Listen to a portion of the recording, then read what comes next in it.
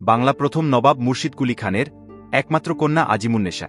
নবাব কন্যা আজিমুন্নেসাকে অনেকে আবার জিন্নাতুন্নেসা নামেও জানে। ইতিহাস ঘাটলে জানা যায় যে এই নবাব কন্যাকে জীবন্ত কবর দেওয়া হয়েছিল। নবাব নিজেই তার কন্যাকে জীবন্ত কবর দেওয়ার সিদ্ধান্ত নিয়েছিলেন। প্রিয় দর্শকদের কাছে অনুরোধ, ভিডিওটি সম্পূর্ণ দেখবেন এবং আমাদের এই চ্যানেলে নতুন হলে অবশ্যই আপনারা আমাদের পাশে থাকবেন।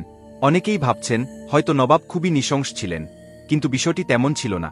নবাব কন্যা হঠাৎ কঠিন এক রোগে আক্রান্ত হোক। রোগের ঔষধ হিসেবে কবিরাজ তাকে দৈনিক একটি মানব শিশুর কলিজা ঔষধি রূপে খাওয়াতেন। পরবর্তীতে আজিমুন্নেসা এই ব্যাধি থেকে মুক্তি পেলেও মানব শিশুর কলিজায় নেশাগ্রস্ত হয়ে পড়েন।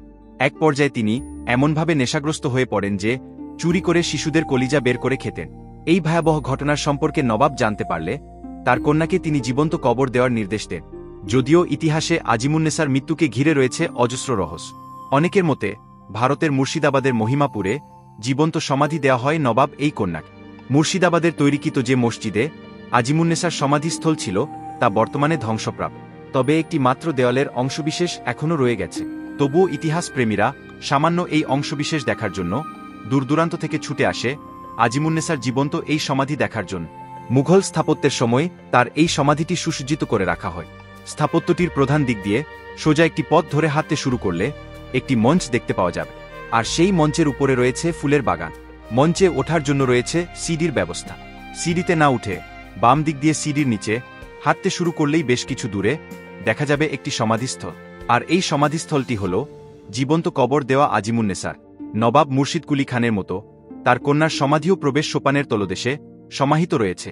সিঁড়ির নিচে প্রশস্ত বেশ কিছু কক্ষের মধ্যে একটি কক্ষে আজিমুন্নেসার সমাধি রয়েছে।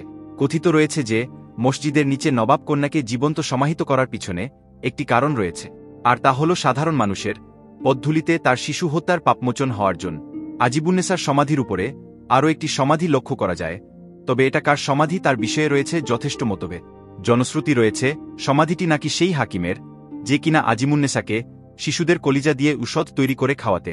এই সমাধির বিষয়টি প্রায় 299 বছর ধরে অমীমাংসিত রয়েছে। নবাব কন্যার এমন জীবন্ত কবরের প্রচলিত কাহিনী সবাইকে বিশেষভাবে শিহরিত করে, আর এই বিষয়ে কৌতূহলবশত ইতিহাস প্রেমীরা নবাব কন্যা আজিমুন্নেসার সমাধি দেখতে মুর্শিদাবাদে প্রচুর ইতিহাস প্রেমীরা ভিড় করে। এই ভগ্নপ্রায় মসজিদের রক্ষণাবেক্ষণ করে ভারতীয় পুরাতত্ত্ব বিভাগ ও সর্বসাধারণের জন্য খুলে দেওয়া হয়। ধন্যবাদ বন্ধুরা, ভিডিওটি দেখার জন্য। ভালো লেগে থাকলে অবশ্যই পরিবার এবং বন্ধুদের মাঝে শেয়ার করে দেবেন।